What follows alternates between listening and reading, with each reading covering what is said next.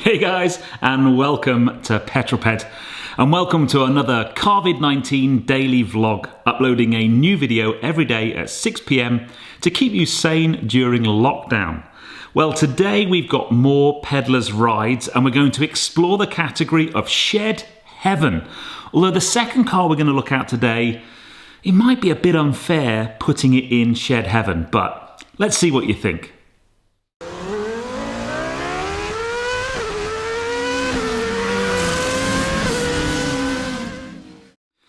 Now, I have been busy downloading videos pretty much all of yesterday and most of today so far, and I reckon I'll be at it for the rest of the week, because as quickly as I can download them, more and more drop in my inbox, which is amazing.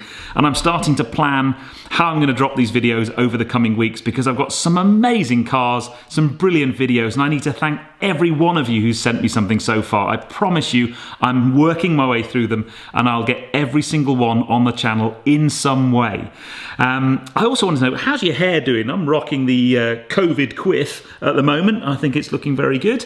My biggest worry is both puppies need clipping, so I might actually be doing a home clip soon. Might have to do a video of that. Anyway, my plan for today's video changed. Originally, I thought I might do some mini videos today, but then I downloaded a video from a very young but most excellent potential YouTuber, a 9-year-old chap called Ralph Provis. And Ralph has gone for a walk-around review of his mum's A6 Avant TDI, and all I need to do is say, over to you, my friend. This is my Audi A6 Avant 2.5 litre TDI SE CVT 2004. Ordered it brand new. It's in midnight blue. These 5-spoke alloy wheels, and then it's got a bit of rust on there. And there's the front. So it's, as I say, 2.5 V6 TDI. Look at all of that. Nice. So there's the engine, really good. Fast too. So a bit of rust on there. When we were in Sainsbury's, we hit another car. No, sorry, a bollard. And then we got it resprayed. The man wasn't very good, but we didn't know that until we saw the sun come onto it in the heat, and it just caused all of that. So not good at all, not good. So here's the boot. It's quite big actually. And then down there it's got storage and also a spare wheel. So if you ever get a puncture, that'd be good. So in here, it's really nice. You've got little neck blinds, little thing down there, really cool. I think it's for cigarettes, but we don't smoke, so we won't use them. There's a little net thing there. Cigarette lighter, another net, and also these bins in there, so they're handy. Opening to the front, it's done. This car has done 199,464 since 2004. One owner, automatic, lovely walnut. It's got this nice armrest, heated seats. It's also got cruise control. It's on that stalk there. It's also got a really cool sunroof. Look at that. And then it's also got it there. So there are the roof rails. And yeah, that is my Audi A6 Avant SE CVT. It's amazing. It's a brilliant. Oh, sorry about the mud. We didn't have any time to clean it, but thank you for watching. Goodbye. I just love that. I didn't need to interrupt or drop any comments into that. Mate, you are an absolute natural. Now, sadly, I really wanted to show a picture for everyone of what you look like, but you didn't send me a thumbnail. So hopefully if you send me a thumbnail, I'll stick it on Instagram or Facebook, because I think you have the potential to be a star, my friend. Brilliant. I loved your mum's car. Absolutely amazing. And it will be going through 200,000 miles very soon. Well, as soon as lockdown's lifted anyway. Now we're going to head over to actually a YouTuber. He's got a very small YouTube channel, just over 300 subscribers. So I will put all of his details below. A chap called Ollie. His YouTube channel is called Foot to Pedal. But I loved this because the car. Now, Ollie has it's just beautiful, an E30 BMW Touring.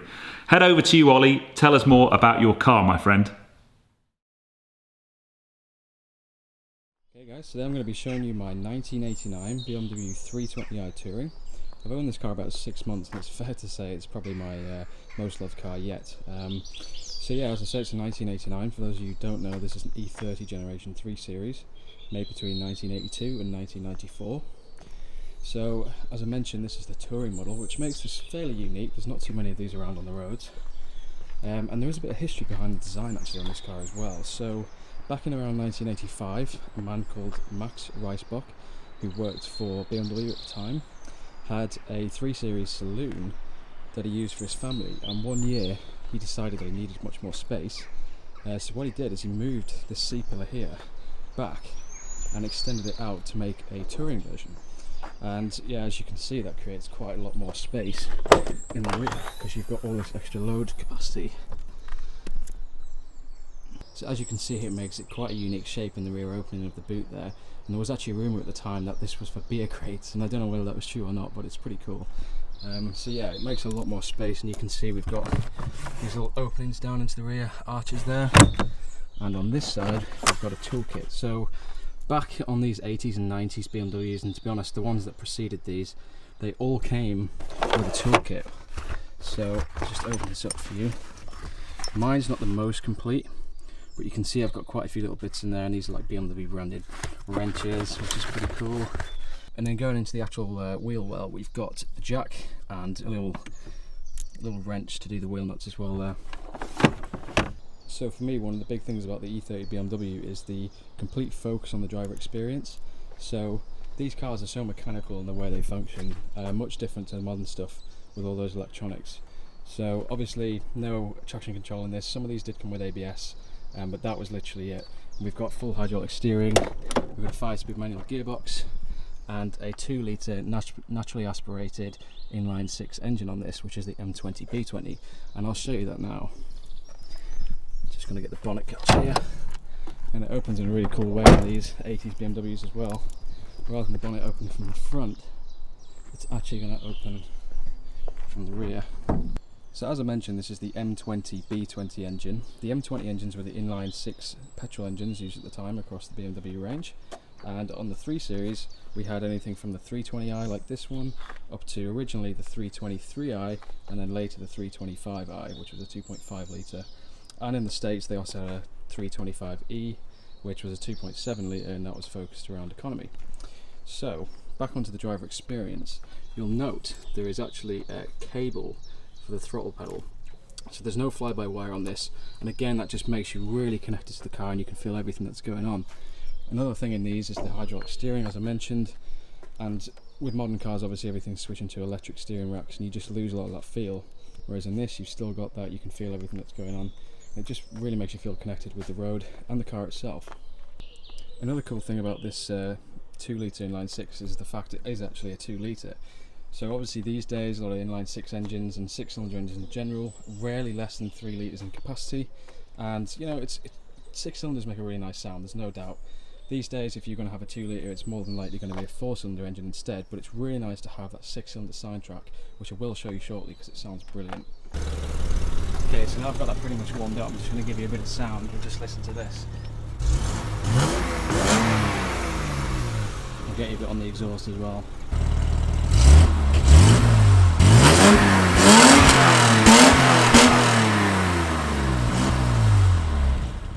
Sitting inside the car then, you can see just about that all this is directed towards me in the driver's seat. Again, that's just sort of showing that focus towards the driver, and it just makes you feel like this is properly set up for you. We've got some really nice minimalistic analog dials, which were standard on the BMWs at the time, obviously, and it just tells you everything you need and nothing more, which is really nice. Just again, keep that focus on actually driving. You can see we've also got a nice cool retro clock in this thing. You could get it with an onboard computer as an option, which was actually really cool. It gave you loads of information on like MPG, average speed, how many miles are left in the tank, things like that. So yeah, really cool stuff. And these BMWs at the time were actually quite far ahead of other rivals in terms of their technology. And you can see up here as well, we've got what's called a check control panel. You can see all the things that it would light up if they weren't working. So stuff like brake lights, the headlights, the oil levels, coolant levels. So those lights would light up if one of those things was below the correct level or if it wasn't working. And again, I mean, this is 1980s, okay? This is really quite advanced for its time. So as I mentioned, we've got that 5-speed manual transmission. And it's just, yeah, it's a great transmission, to be honest. Once it's warmed up, it feels really nice to use, and it just gives you that nice driving experience. We've also got pedals that are perfectly lined up for the heel and toe, as you can pretty much see there, and it just makes it really nice to take out on a nice country road. These cars aren't the quickest. This 2-litre engine is producing around 140 horsepower with the chip tune that I've got on it, but bear in mind this car only weighs 1,230 kilos, so yeah, that power certainly goes a long way. Not loads of torque, so you've got to rev it out. You can see the red line starts at about 6,250, and it'll happily rev around to that, and it makes a brilliant sound when it does so as well. So there's something about these 80s shapes that's just really cool. It's a nice square design. You can see we've got those classic quad headlamps on the front, and also these nice brake ducts as well, and they feed air directly onto the actual discs, which is really cool. But yeah, I mean, just look at the lines down there. You see that nice sharp crease.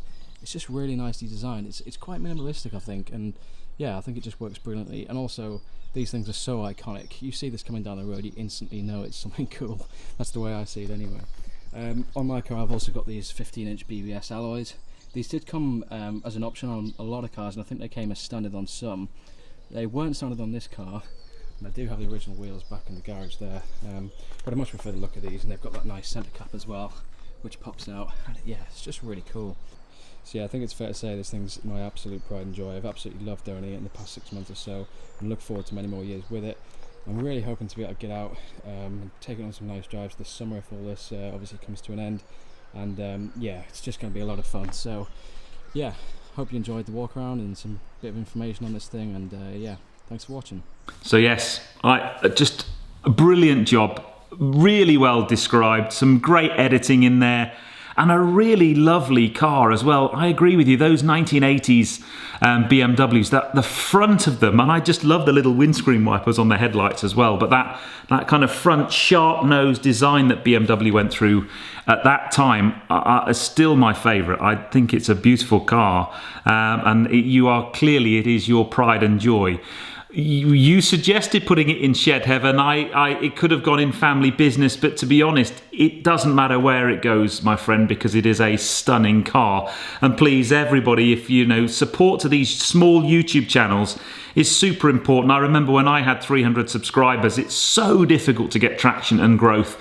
And one of the things I'm loving about this series is giving a forum to creators like Ollie, to a bigger audience, and maybe some of you will head over because he's got quite a nice mini John Cooper Works as well.